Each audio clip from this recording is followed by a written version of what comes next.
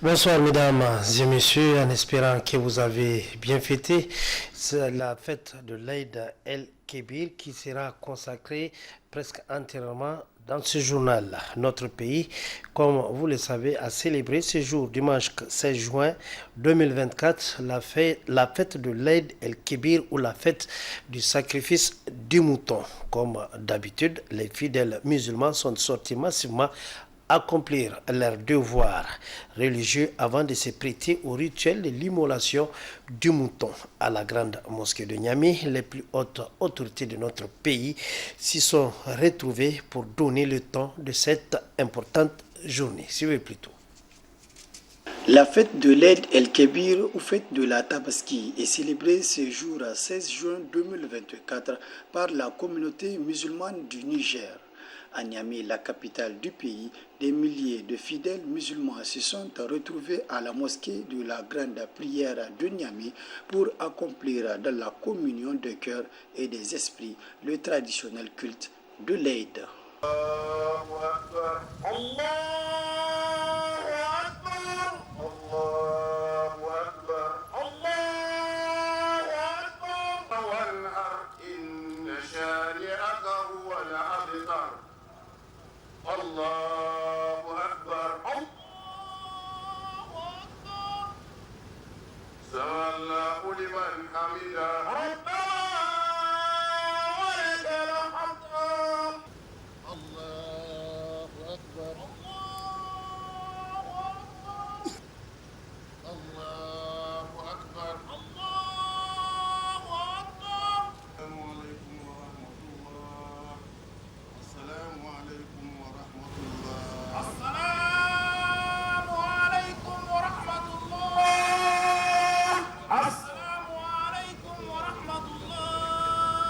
Belle occasion pour les autorités du pays de présenter leurs vœux à tous les citoyens du Niger. De présenter nos vœux les meilleurs à l'ensemble du peuple nigérien, de souhaiter une bonne fête, et une fête qui coïncide avec le début de l'hivernage aussi.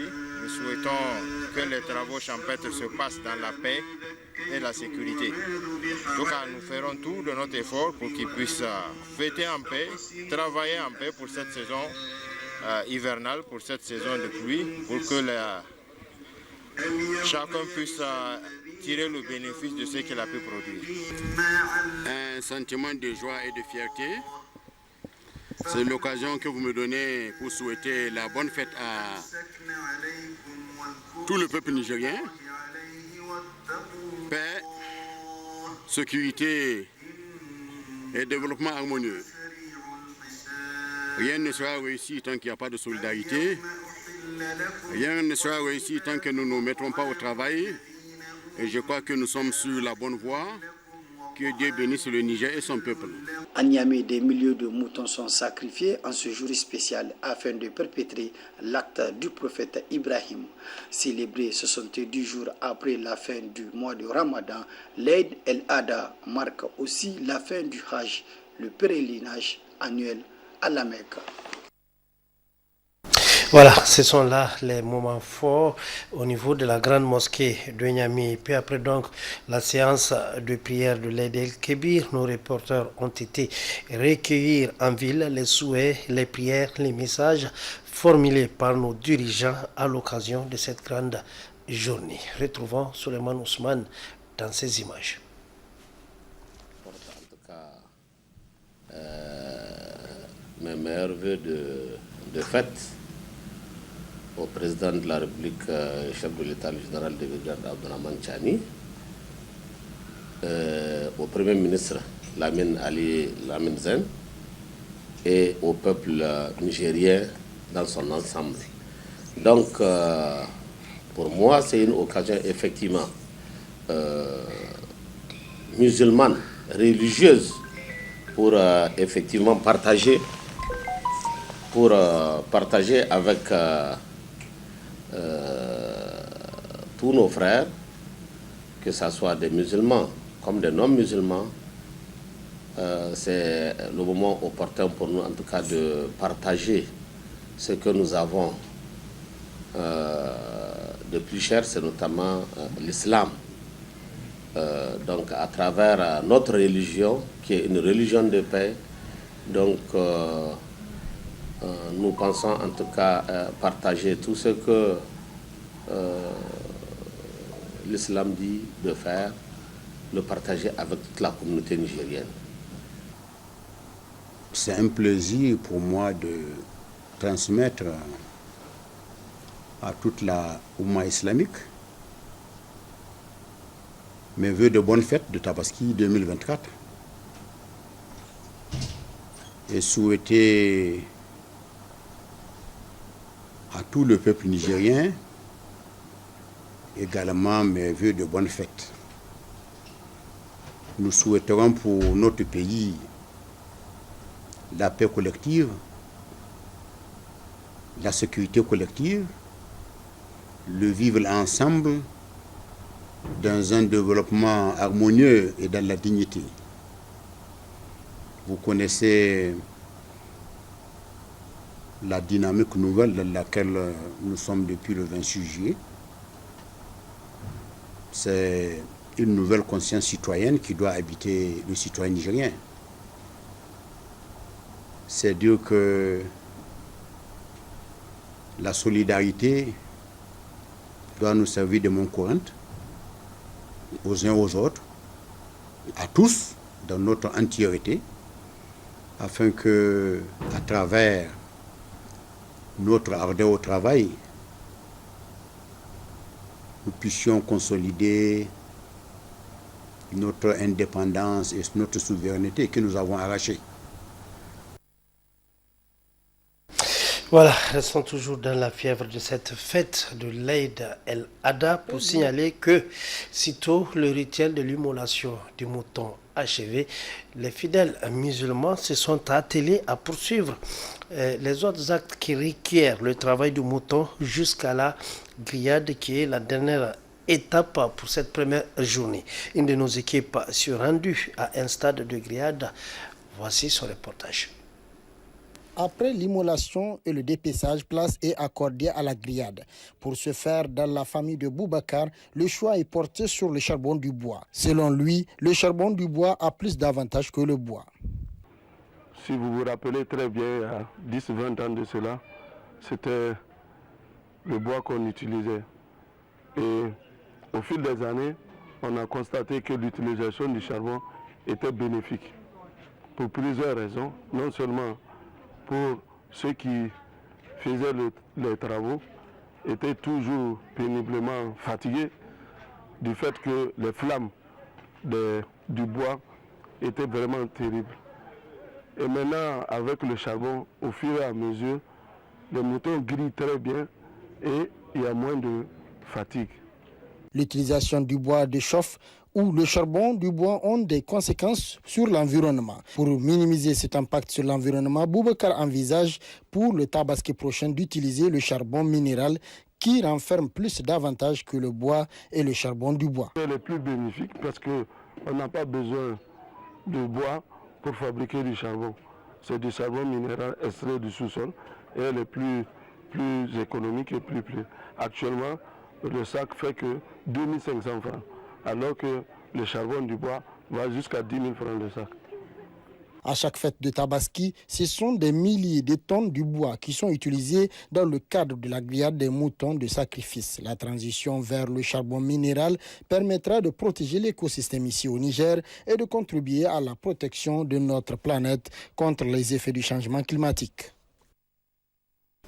Voilà, dans le reste du Niger, la Oumma islamique s'est aussi prêtée à cet important rituel. À Maradi, par exemple, la fête a, comme d'habitude, été honorée à la hauteur de son importance. Là-bas, les autorités régionales n'ont pas manqué, elles aussi, d'invoquer le Tout-Puissant Allah pour qu'il descende sur notre pays sa miséricorde et sa grâce. Le reportage. Notre message, c'est d'abord un message de bonne fête à toute la Oumma islamique.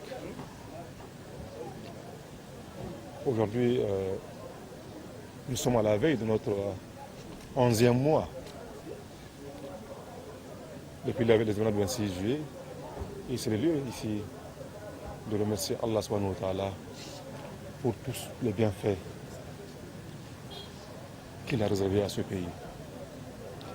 Notre message est celui aussi d'appel à nos concitoyens pour l'unité, la paix, la cohésion sociale. Notre message est celui aussi d'engagement dans ce combat que nous menons tous les jours pour la reconquête de notre souveraineté. Il va de soi, par l'occasion de cette fête, qu'on puisse prier, qu'on puisse lancer un appel à tous nos concitoyens pour qu'on tous ensemble, on puisse continuer les prières pour que Dieu bénisse ce pays. Les prières pour que Dieu nous épargne des mauvaises intentions, de mauvais gestes ou de mauvais actes de certains ennemis de ce pays-là. Bonne fête à tous. Puisse Allah subhanahu wa ta'ala bénir ce pays et son peuple.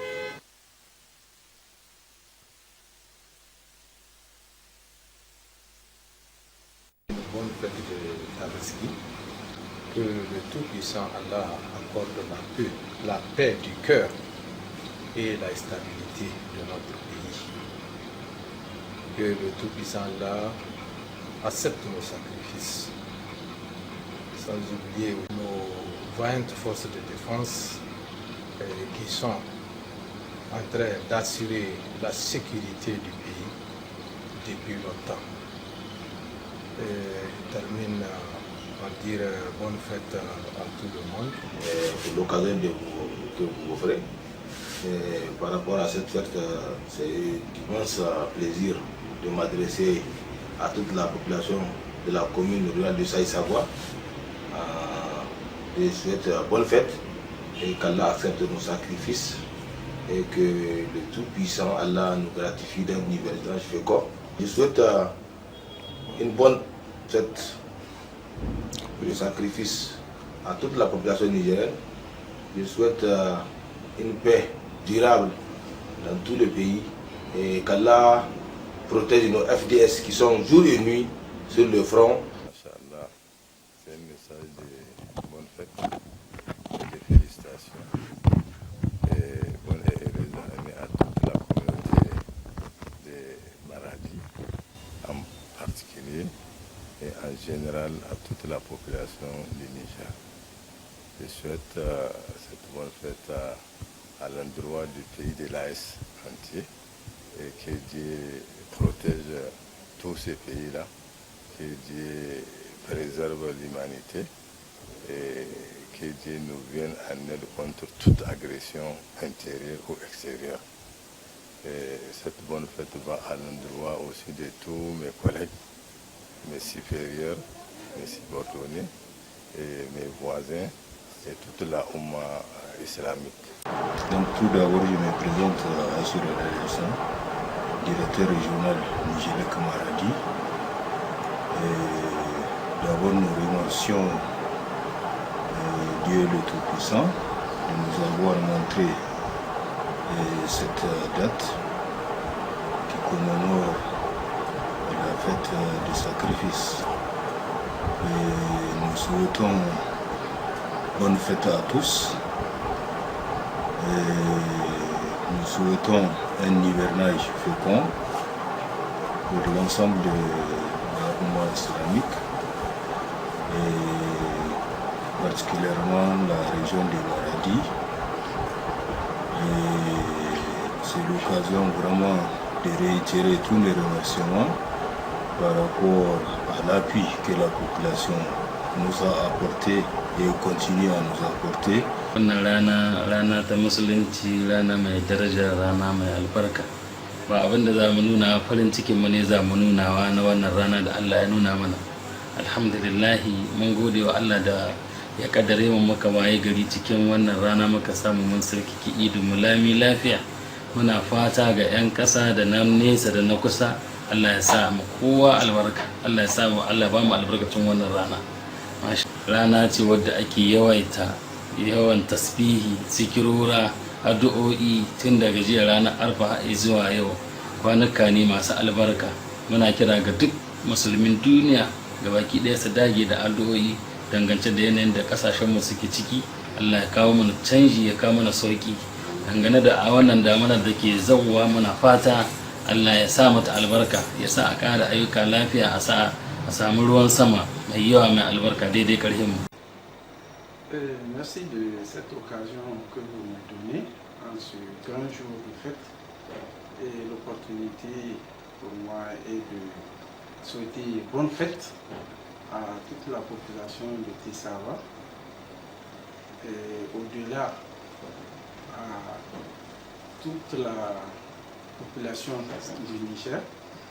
Et je profite de cette occasion aussi pour prier le bon Dieu, n'est-ce pas, de gratifier notre pays d'une bonne saison hivernale, n'est-ce pas, et de répandre partout dans ce pays la paix, la tranquillité et la quiétude.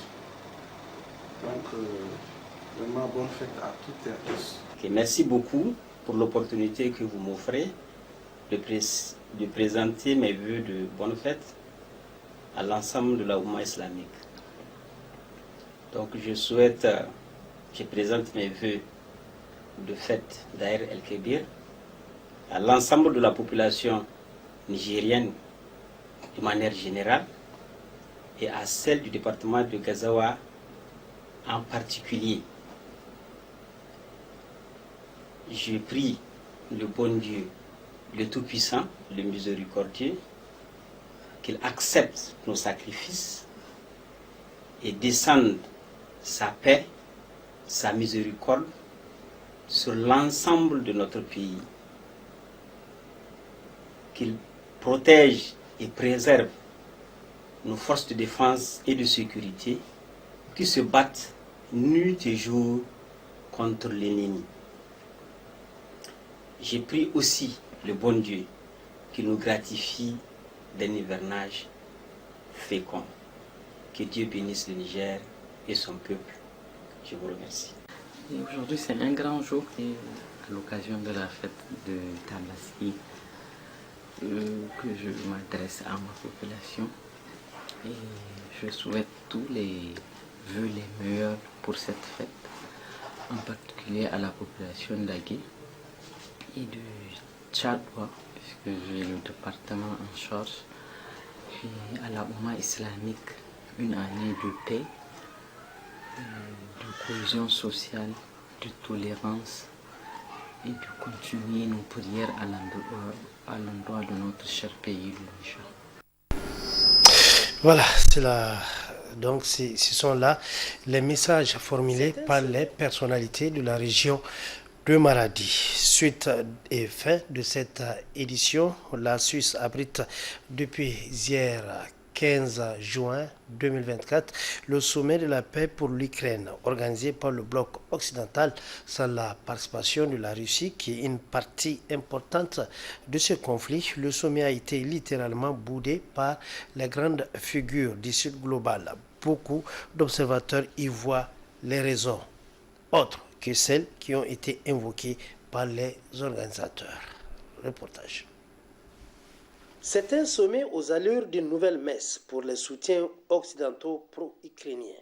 L'absence notable de la Chine et d'autres pays du Sud global tels que l'Inde, le Brésil et l'Afrique du Sud ou leur sous-représentation à cette rencontre a jeté une ombre sur la légitimité et l'impact potentiel du sommet. Pour ces pays, s'aligner pour un sommet pro-ukrainien pourrait être vu comme une prise de position contre la Russie, un partenaire économique stratégique important. De plus, la non-participation de ces pays peut également être interprétée comme une volonté de ne pas se laisser instrumentaliser dans une confrontation géopolitique entre grandes puissances. Nombre d'analystes estiment que ce sommet représente une tentative supplémentaire de l'Occident pour créer une coalition internationale visant à isoler et à affaiblir la Russie. Depuis le début du conflit en Ukraine, les États-Unis et leurs alliés européens ont multiplié les efforts diplomatiques et économiques pour rallier le soutien mondial contre l'agresseur russe. Cependant, cette stratégie a rencontré des limites, notamment en raison de l'attitude prudente de nombreux pays en développement qui cherchent avant tout à préserver leurs relations avec Moscou. L'organisation de ces sommets en Suisse, un pays traditionnellement neutre, pourrait être perçue comme une tentative d'ajouter une couche de légitimité au régime honni de l'ex-comédien. Pour certains observateurs, ce sommet est également une manœuvre de Volodymyr Zelensky pour renforcer sa position sur la scène internationale et légitimer ainsi son pouvoir contesté pour dépassement de mandat. En fin de compte, le sommet pour la paix en Ukraine, organisé par la Suisse, semble n'avoir apporté aucune avancée notable vers la résolution du conflit russo-ukrainien. Les discussions ont essentiellement reconfirmé les positions déjà connues des participants sans ouvrir de nouvelles perspectives ou solutions innovantes. Les absences marquantes et les scepticismes entourant l'initiative ont contribué à cette impression de stérilité. Pour sa part, la Russie a déjà fait savoir que ce sommet ne l'engage à rien et pose ses conditions pour une paix véritable. Pour Poutine et les siens, deux conditions majeures sont à respecter: la reconnaissance des territoires conquis du Donbass par l'Ukraine et sa non-intégration dans l'OTAN. Faute de quoi, la prochaine condition ne peut être qu'une reddition ou rien.